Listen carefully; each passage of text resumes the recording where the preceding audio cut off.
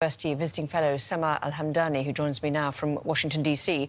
And as I understand it, this element of the vote has passed to end the U.S. military involvement in Saudi Arabia. But as we've been talking about, this is only really a resolution that affects the Senate, and it can't go any further. So how significant do you think it is in the end? Well, it's not just symbolic. This is a legislation that's going to become law. And that's the importance of that, is that, there was an amendment that was added by Senators Young and Shaheen that stated that all kind of U.S. refueling is to stop. And so if all of these things are passed, they then become law. So it's not just a symbolic message, it's a clear message. And so in that sense, it's not just a message to Saudi Arabia and the UAE. It is a message to say that the American people have reached out to their senators saying that they do not want to be part of this war. They do not want to be responsible for human life and human suffering in Yemen. So this is what this resolution is about. And the fact that we're coming back to it now, this was introduced originally in March 2018, and now it's back on the Senate floor, which means that it's not going to go away. Sorry to interrupt you. We've just got the numbers in. So 58 voted in favour and 41 against. What's your interpretation of the scale of that? Well, obviously, it's a lot more than before. So the first time in March, they were missing only 3 votes. So now, and the votes that you need to pass this is 51. And so now you don't just have 51, you have 7 more votes that were added. That means 10 more senators have now looked at Yemen's case and said that they do not think that the U.S. should be involved in this conflict. And I think, besides what the administration is doing, besides what President Trump is saying, this is a message from senators that represent the people. This is what they're saying to the president, is that, the U.S. involvement in this war should end. It should not continue. And so this is where we need to focus. We need to look at Yemen. We don't need to just look at, I've heard you talk about Jamal Khashoggi and what happened to him. And it's not about Jamal. This is about the 85,000 Yemeni children who've been dying. It's about cholera. It's about the disease there. And it's about the fact that this war continues over and over again without an end in sight. And so just as this is happening, you have a huge pressure on the Yemeni government and on the Houthis to come to some sort of peace in Sweden. And we just had the first meeting there. So this, coupled with the Sweden talks, means that the world is ready to see peace in Yemen, no matter what other people think. There's enough international pressure on all sides, including the American president, that it's time for this war to end. So you mentioned the process in Yemen, and that's actually for the first time in ages looked actually very promising today, hasn't it? How much difference do you think the events in the U.S. Senate have made to that process? Do you think it's had a kind of an effect to try and encourage people to come to an agreement in Sweden?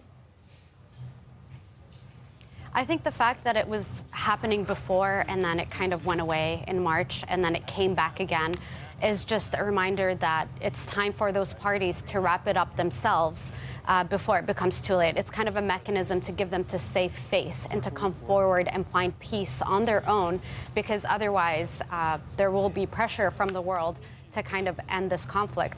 And, talking about the resolution in the Senate, while we know that, for instance, Speaker Ryan may not allow it to come to the House, we do know that at the start of the next year, the Speaker of the House will be from the Democratic Party, which means that there is a chance for it to go and be voted on in January 2019, which is just a month away, which means, again, Yemen will be revisited, not just in the Senate, but also in the House. Just stay with us just for a second. I'm just going to check whether we can listen in now to Senator Bob Menendez after the vote there. What the distinguished chairman of the Foreign Relations Committee is trying to do here, at the core of it, is the critical element. And I'm going to be supportive because of this one singular statement under the resolve clause by the Senate and the House of Representatives, that the Senate believes Crown Prince Mohammed bin Salman is responsible for the murder of Jamal Khashoggi. That, regardless of all of my other concerns about language, is the central essence of what the chairman is going to do. I think it's incredibly important for the Senate to speak on that issue. and hopefully speak with one voice. So with that, I will withdraw my objection. The senator from Virginia. Reserving the right to object, and I will not object, but I stand to support this. Jamal Khashoggi was a Virginia resident. His children are American citizens and Virginia residents, and it is important for the Senate to speak on this matter. I withdraw any objection. Is there objection to proceeding to the measure? Without objection. I ask unanimous consent that the joint resolution be considered and read a third time. Without objection.